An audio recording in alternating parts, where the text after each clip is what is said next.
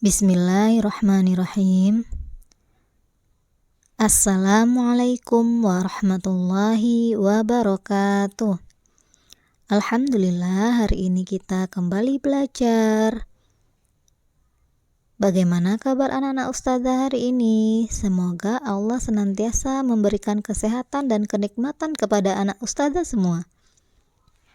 Baiklah anak-anakku, hari ini kita belajar tentang tema 7, kebersamaan.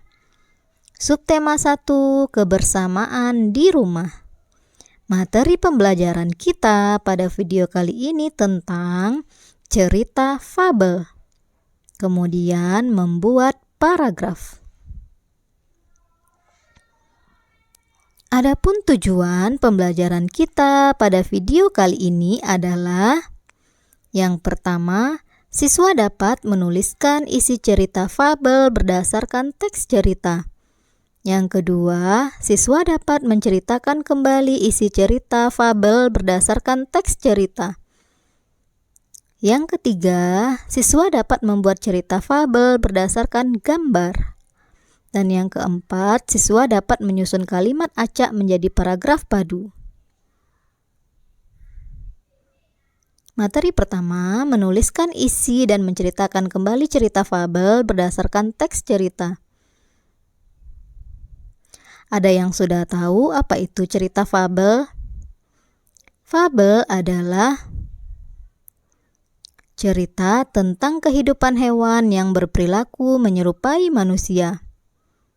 Jadi, di dalam cerita tersebut, tokoh-tokohnya adalah hewan, namun mereka bisa berbicara atau bercakap-cakap di antara sesama hewan. Cerita fabel biasanya mengandung pesan yang menarik. Jadi pada setiap ceritanya ada amanat atau pesan yang ingin disampaikan oleh penulis.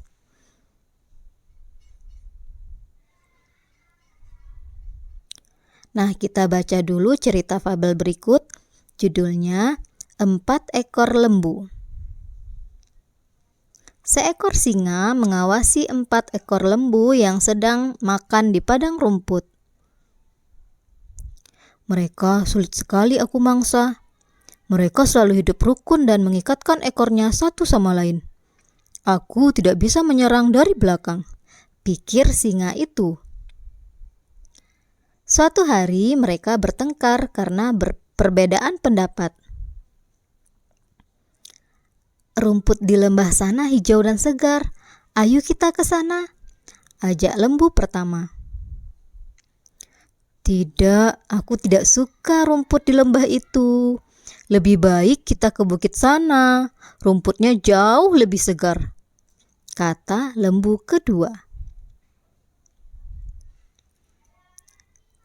Aku tidak mau menaiki bukit. Menurutku rumput di sini tetap yang terbaik, kata lembu ketiga. Aku setuju dengan kalian semua. Aku tidak setuju dengan kalian semua. Ikutlah denganku. Akan aku tunjukkan rumput terbaik di balik bukit, seru lembu keempat. Akhirnya mereka keempat lembu berpisah pergi ke padang rumput yang mereka inginkan masing-masing. Singa dengan mudah menerkam lembu-lembu tersebut. Seekor lembu tidak akan menang melawan singa sendirian. Keempat lembu tersebut dimangsa singa satu persatu. Itulah akibat dari pertengkaran 4 lembu. Mereka mati diterkam singa.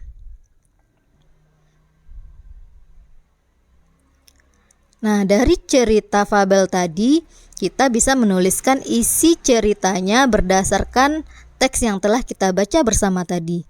Nah, kira-kira siapa ya yang bisa menuliskan isi cerita tersebut?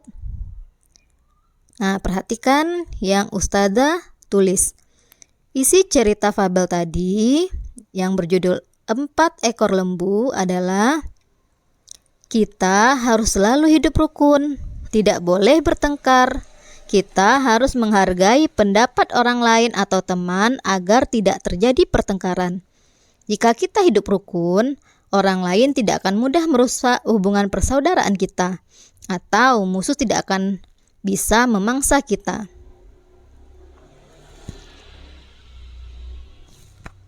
Sekarang kita menceritakan kembali cerita fabel tadi yang judulnya 4 ekor lembu. Nah, dari cerita tadi, untuk menceritakannya kembali kita harus membaca cerita tersebut berulang-ulang sampai kita paham maksud dari cerita tersebut.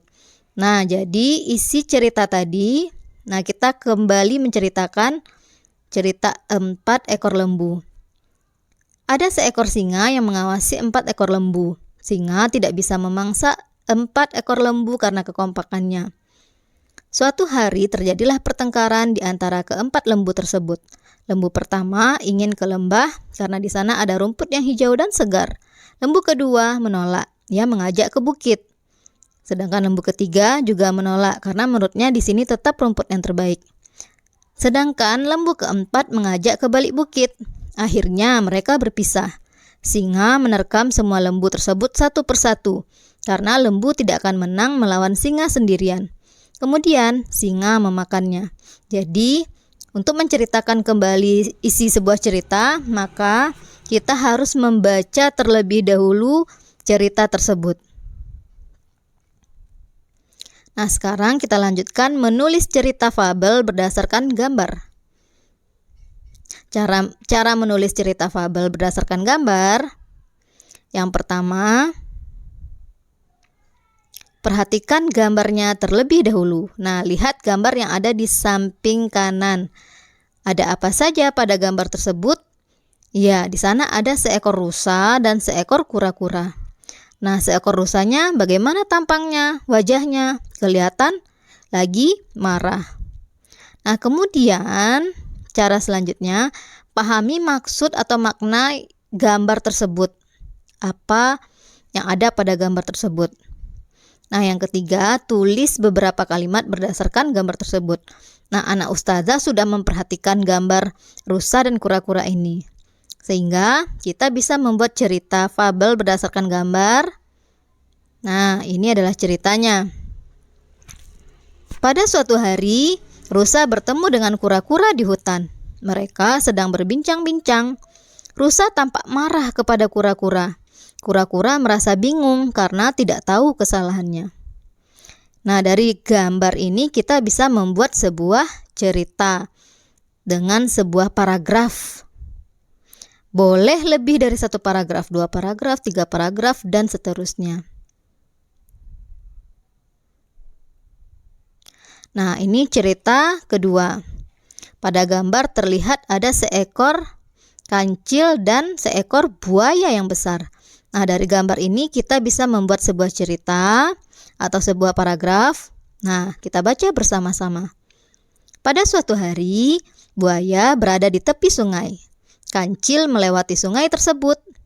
Kancil terkejut melihat seekor buaya besar. Buaya mendekat dan akan memakan kancil.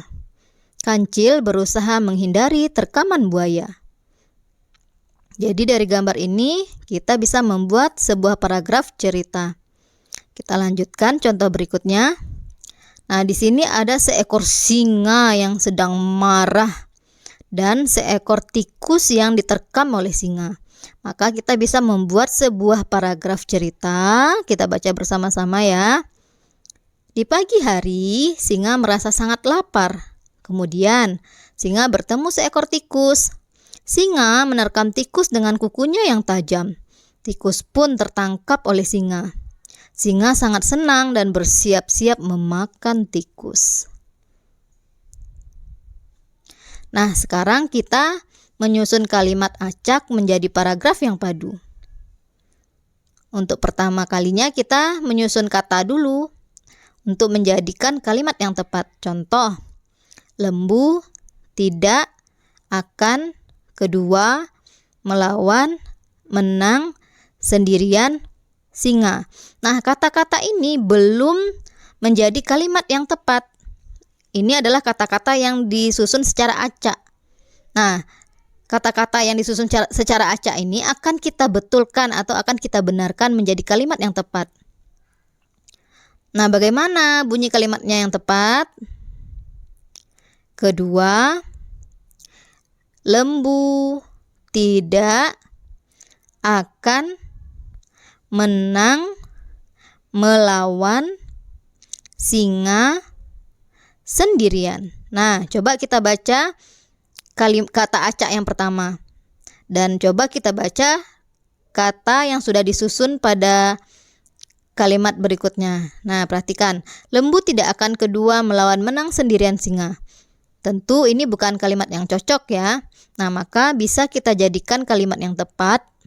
Kedua lembu tidak akan menang melawan singa sendirian. Nah, itu yang benarnya. Kita lanjut. Sekarang kita akan menyusun kalimat menjadi paragraf yang padu. Contoh. A. Dia tidak pernah kembali lagi ke sana karena malu. B. Musang sangat malu.